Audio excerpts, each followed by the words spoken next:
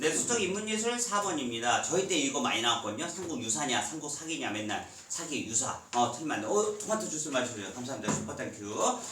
저거를 왕창 사놨는데 맛있는 애를 춤에서 처음 봤어요. 감사합니다. 쌍우식사랑 기입편에서 당군 이야기를 주내용을 하는 고조선, 왕검, 조선, 조왕이 첫장으로 편찬된 이유는 그것을 우리 역사의 시작으로 여기기 때문이다. 그러한 역사 인식은 조선시대에 이어져 당군은 천명을 받은 첫 임금으로 잘라요.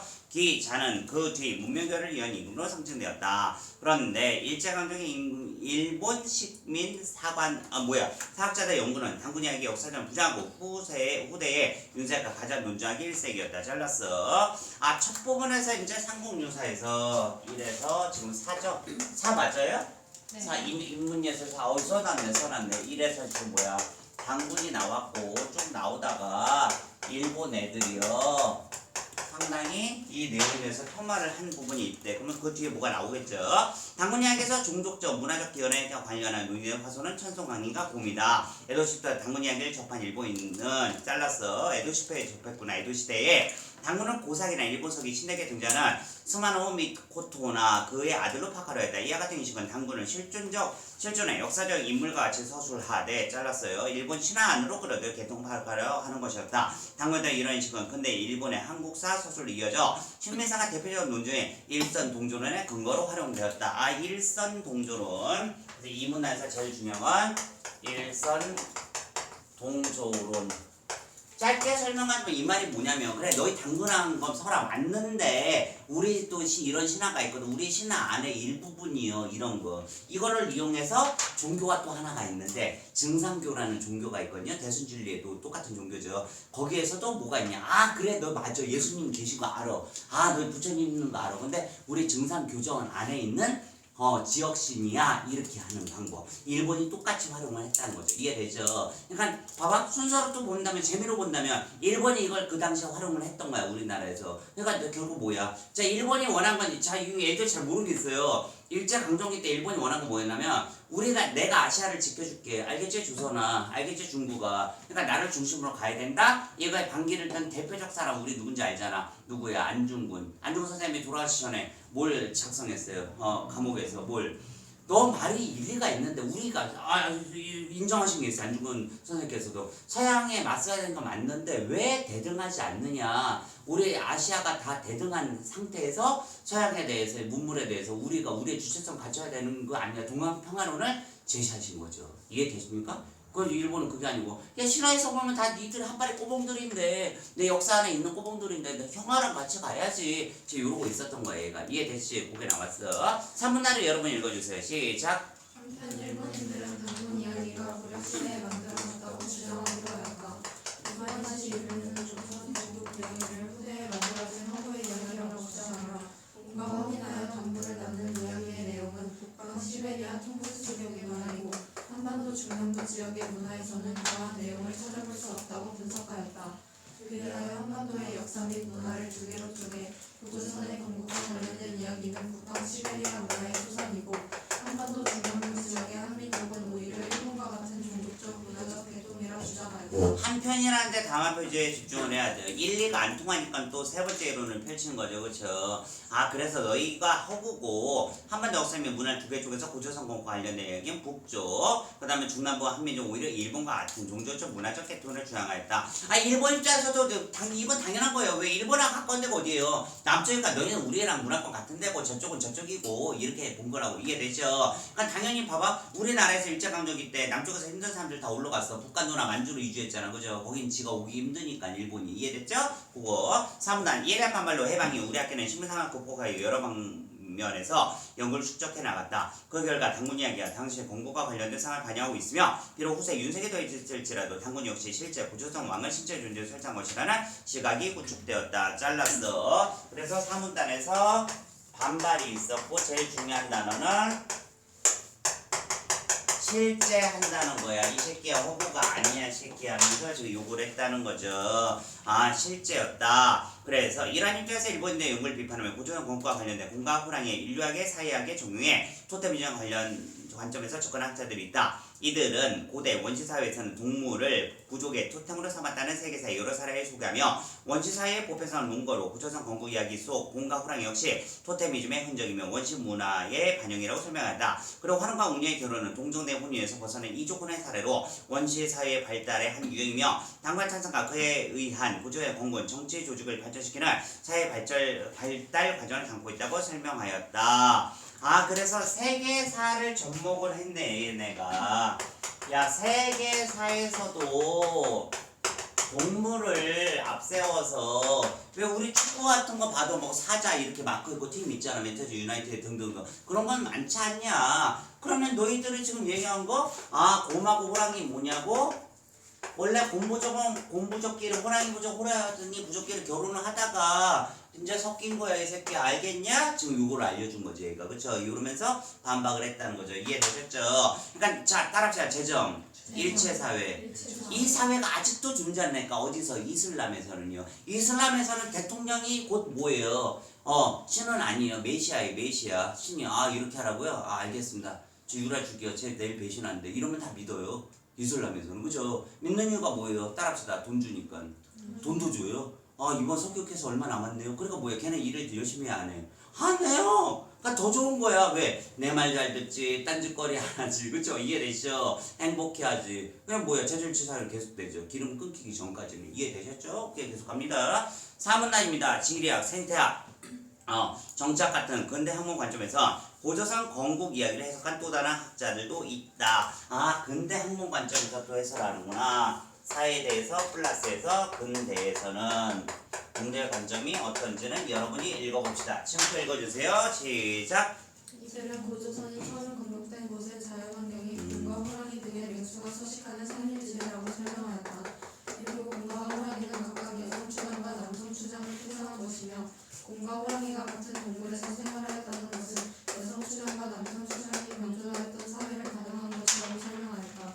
그리고 당군이라는 단일 존재가 인간 세계를 다스렸다는 것을 남성 추장제의 수립과 추장 세습제가 출현하는 역사적 단계로 해석하였다. 이 근대 관점에서 보면 지금 뭐예요? 지대가 중요했는데 산림지대에 살았기 때문에 보고 배운 게 지금 뭐야? 곰과 호랑이밖에 없었고 얘가 여자 추장을 얘가 남자 추장을 상징했는데 결국 얘로 계속 이어지는 거를 뭘로 보여주냐 지금? 당군이 남자잖아. 맞습니까? 그렇기 때문에 결국에 남자 추장 중심으로 뭉쳤다고 볼 수가 있대요. 이러한 연구들은 일제강점기 일본인의 연구를 비판하며 역사의 해석의 시도를 통해 고전 건국 이야기가 원시사회의 실상이 반영된 기록임을 주장하는 대표적 기록이다. 중요한 게 나오네.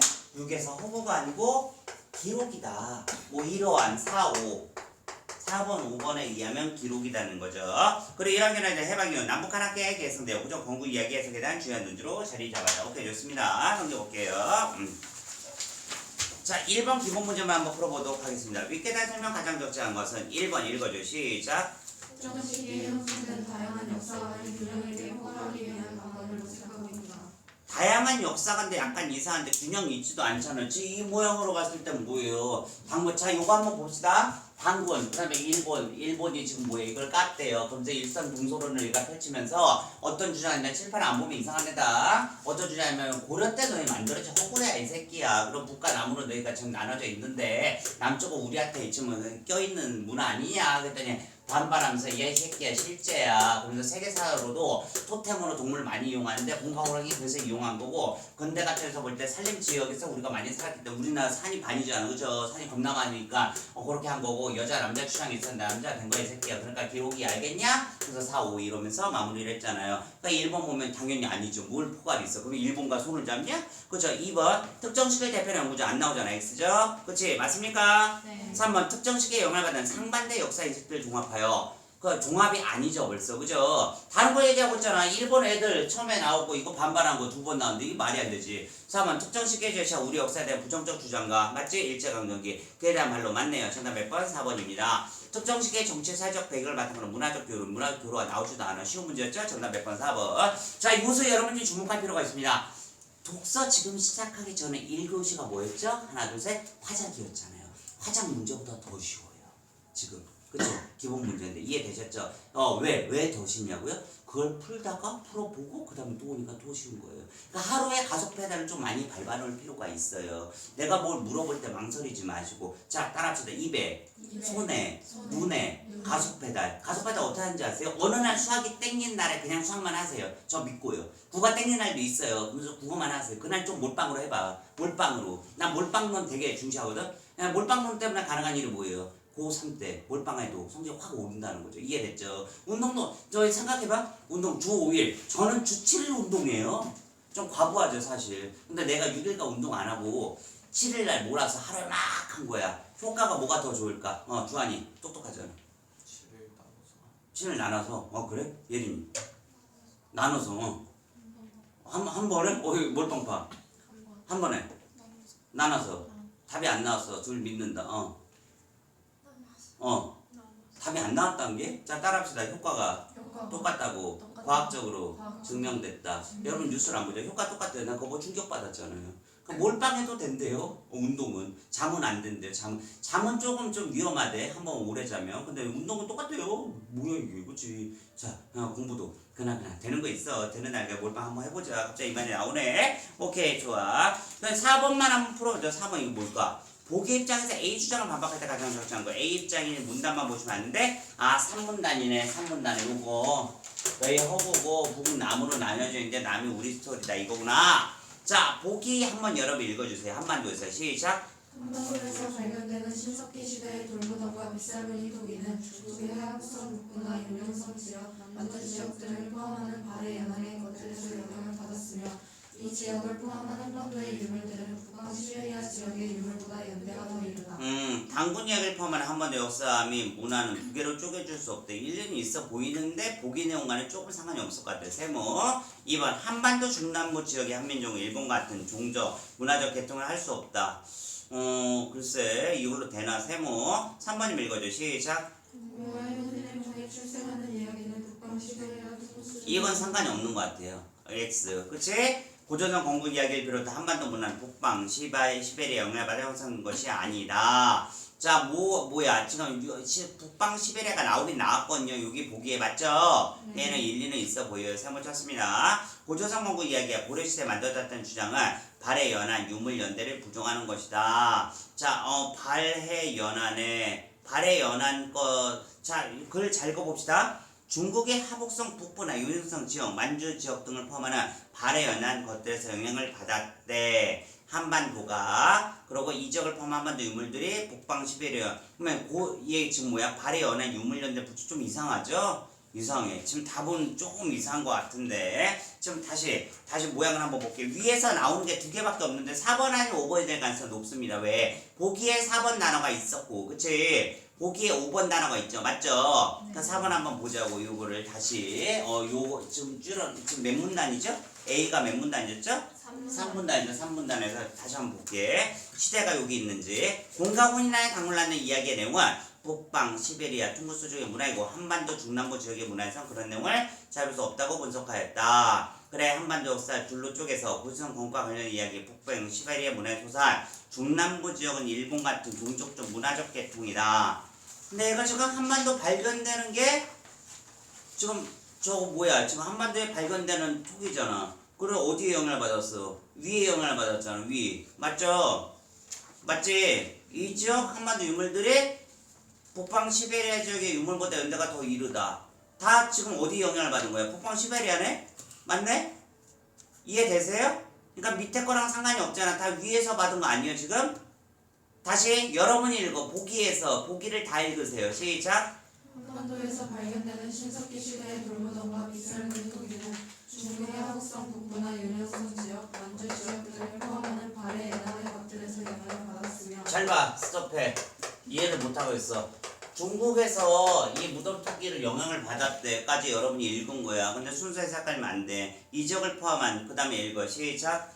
한반도의 유물들은 북방 시베리아 지역의 유물보다 연대가 더 이르다.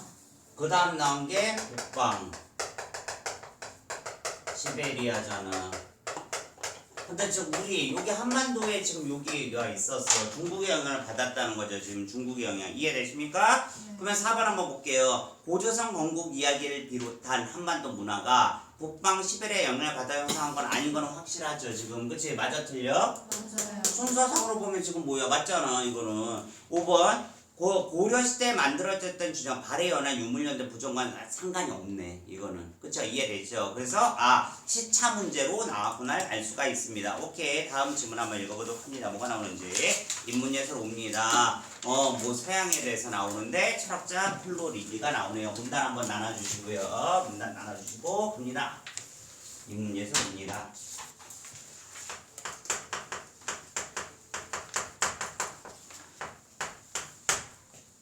저는 솔직히 선생님 시간이 별로 없어요. 수능이 얼마 안 남았습니다. 뭐만 볼까 그러면 그냥 사문만 보라고 하거든요. 근데 학교에서도 사문이 변형 문제 내기 껄끄럽기 때문에 사문을 안 하고 있네요. 짜증나게. 그러니까 사문을 펼쳐보는 순간 진짜 여러분 느낌이 있을까? 바보 아닌 이상 이거 나오겠다. 과학기술질문에서는 조금 뭐야 완전 트렌드. 저번 주에 제가 예언한 거 있잖아요. 그쵸? 예언한 거 분명히 나온다고 한 거 있죠. 그 질문 빼고는 거의 좀 불합리하다 생각해. 불수능에서 나오게 되죠. 불수능, 물수능은 네이버 만화창조 아주 재밌어요. 그거 보면 느낌 올 거야. 갑니다. 어떻게 나오는지. 철학자 플로리디아 때문에 현재는 컴퓨터과학과 정보통신기술의 영향으로 세계 존재하는 모든 것이 정보로서의 의미가 있으면 정보로 해석되는 시대가 되었다. 철학자가 처음에 나오고 있고 철학자가 플로리디가 나오고 있고 다 뭘로 불린대요? 지금 돈 되는 게 하나 둘 셋 정보라는 단어로 됐죠?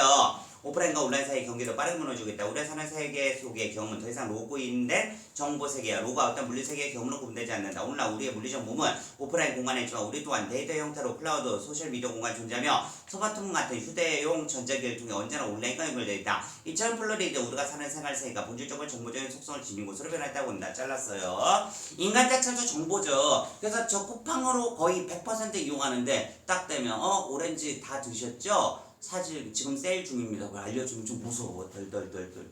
이거 어떻게 알았지? 막 이러면서 나만 놀라는 거예요? 자, 여러분들 지금 같은 네이버 하면 지금 친구끼리 한번 켜보세요. 그럼 광고가 다르다니까요.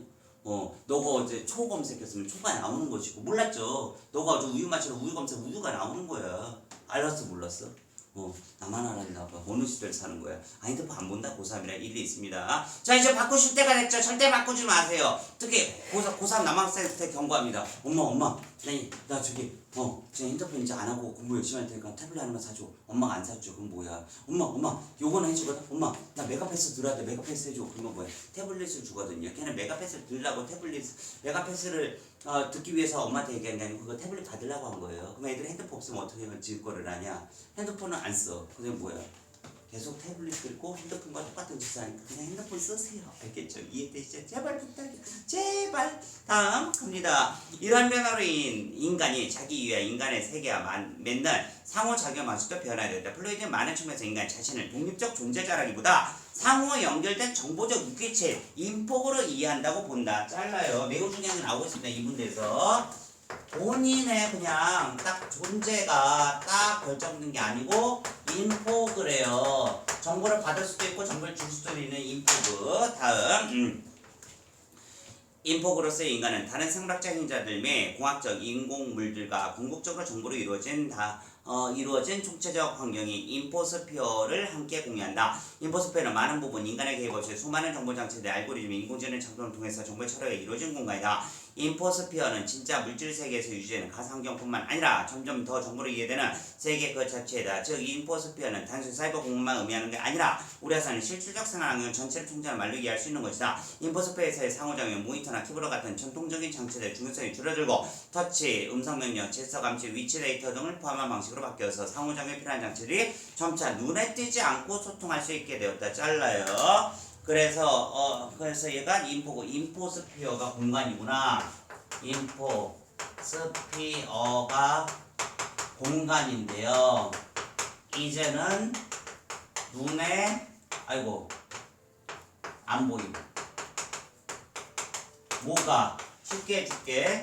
물리적 장치가 많이 사라진다는 거죠. 마우스, 키보드 요새 누가 써? 화면만 터치하면 되는데, 그쵸? 나중에 이것도 사라져 삥 하면 쭉 펴서 빽빽빽빽 막 하는 거 나오잖아. 그쵸? 이해되죠? 그 얘기를 하는 거예요. 또한 인포스페이드 상호작용 정보적이면 이는 읽기, 쓰기 및 실행 처리 조작이나 활동을 해석될 수 있다. 그래서 서양에서 어떤 연구자에 의하면 이제 인간이 한 명이 죽게 되면 인간 한 명 돌아가셨네 이게 아니고 아유 정보원 일이 사라졌네 요렇게 본다는 거예요. 좀 무서운 슬픈 일이죠 어떻게 보면. 그렇죠? 이해되죠? 우리를 정보의 덩어리로 보는 단어가 뭐예요? 그냥 인포그라니까. 이해되십니까? 자, 플로이드는 인포그로서의 인간이 인포스프에 맺는 관계는 인간, 기술, 그를 대상, 세계의 관계에 대한 인식의 근본적인 전환을 요구한다 주장한다. 전통적으로 기술은 주체와 객체, 문화, 자연 사이의 관계 기초에 이해되어 있다. 즉 기술은 주체인 인간이 설정한 목적에 해당하는 문화를 이루기 위해서 객체인 자연을 통제하고 조작하기 위해서 사용된 수단의 집합이었다. 그러나 동그라미 치고 여러분이 읽어주세요. 시작. 그러나 정보통신기술은 우리가 살아가는 실제 혹은 환경의 일부인 동시에 인간의 자기 이해에서도 정보의 생성, 관리 및 활용 등을 핵심적인 문제로 만들었다. 그런 점에서 인간과 기술의 관계가 단순히 주체와 객체, 가격과 문화라는 인문학적 도구를 통해서 이해될 수 없다는 점이 더욱 분명해지고 있다. 인간은 더 이상 독립적으로 존재하는 주체가 아니며 세계의 중심도 만물의 창조도 입법자가 아니다. 객체는 더 이상 주체의 가침이나 이해관계를 반영하는 대상으로만 인식되지 않는 것이다. 인간이 아닌 정보의 관점에서 보면 인포스피어에 거주하는 모든 존재자나 행위자는 모두 동등하게 정보적이라는 면에서 어떤 물리적 차이도 없다. 플로리드는 인간의 다른 모든 존재들과 동일한 세상에서 정보적 대상으로 거주하는 것이다. 무서운 얘기다. 무생물이든 다른 뭐 오랑우탄이든 사람이든 정보적 대상만 된다는 거야. 인간이 구세대 때는 독립적 존재로 왔고 입법자이면서 중심, 뭐 지구의 중심이기 때문에 저 산 없애버려 했는데 그게 아니고 정보적 대상으로 모든 것을 공표하게 본 거죠. 폴러리디는 인포스페이에 거주하는 모든 존재자는 정말 존재로서 내재적 도덕적 가치를 지닌다고 봤다. 정보가 존재론적 범주의 핵심 개념이 되는 것이다. 이는 칸트 입장과 대비된다. 칸트는 어떤 것이 갖는 가치를 그것이 수단으로서 갖는 도구적 가치와 목적으로 갖는 내적 가치로 구분한다. 잘랐어요. 3번에 보시면 두 개만 아니었어. 무슨 가치로 나눴는지 저한테 좀 얘기 좀. 잠깐만.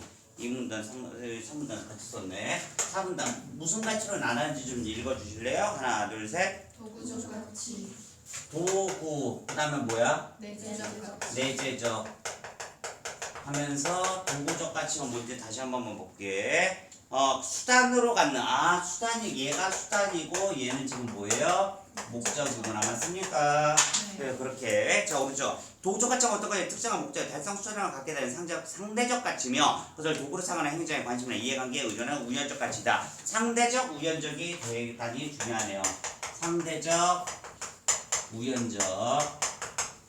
내재적 나오겠지. 이에 비해 목적으로 내재적 가치는 해당 존재자가 그 자체로 갖는 가치로 결코 침해될 수 없는 절대적 가치다. 얘는 상대적이 나왔으니까 반대로 절대적 가치다 하면서 대조가 이루어져 있네요.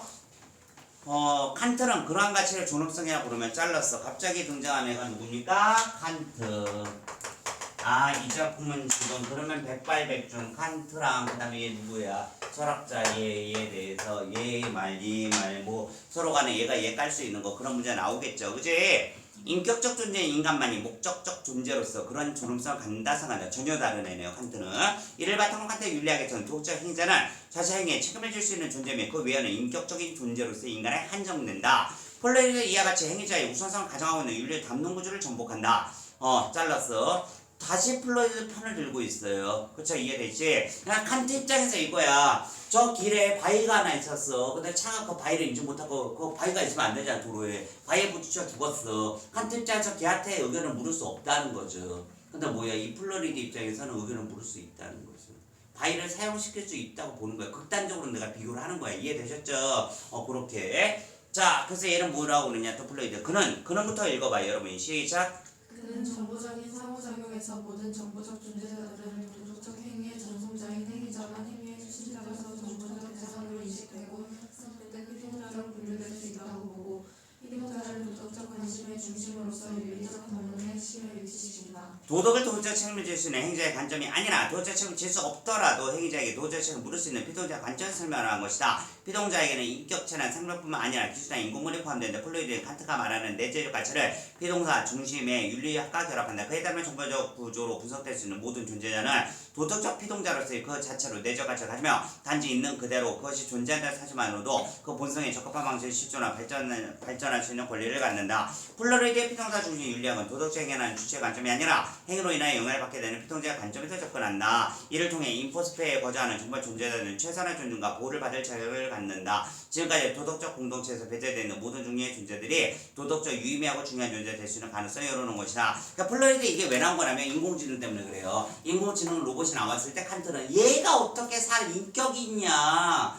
얘한테 쌍욕한다고 그게 왜 잘못된 거냐, 쌍욕해라, 사람한테만 안 하면 돼, 얘 지금 되지 않은데 플로이드 입장에서 무슨 얘기냐, 얘랑 나랑 동등한 존재인데 존댓말을 써야 되고 잘해줘야 되고 이러지 않냐, 이런 거예요. 또 저걸로 해볼까요? 내 개가 사람을 물어 죽였어요. 칸테자 뭐예요? 개가 뭔 잘못이 있냐, 이 주인 새끼가 잘못한 거지, 주인이 깜빡가야지 사람 죽었는데 하는 거야. 플로이드 입장에서 그렇지 않지. 개가 지금 선택해서 한 거 아니냐, 동등한 존재인데 걔 사용해야 된다. 요 입장으로 좀 이해하시면 요 지문에서는 좀 쉬워질 것 같습니다. 이해되셨죠? 오케이, 좋습니다. 요거는 지금 지문을 읽어봐도 저랑 같이 집독지키 할 수준은 아닌 것 같아요. 지금 시간을 내서 꼼꼼하게 풀어보셔야 될 것 같습니다. 이해되셨죠?